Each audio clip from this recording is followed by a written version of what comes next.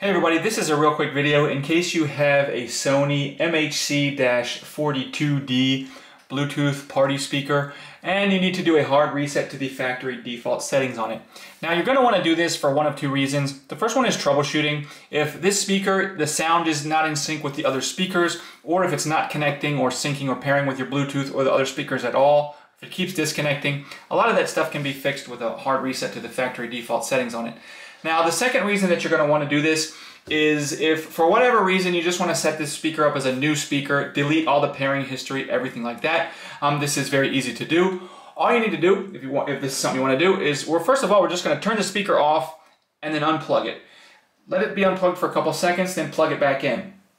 Once we do that, we're going to turn it back on. And once it's on, we're just going to find the guitar button over here and the mega bass button over here and press and hold those two buttons simultaneously for at least 3 seconds, and you'll see the speaker go into its reset process. Let it do its thing, then you can turn it back on and set it up as a brand new speaker.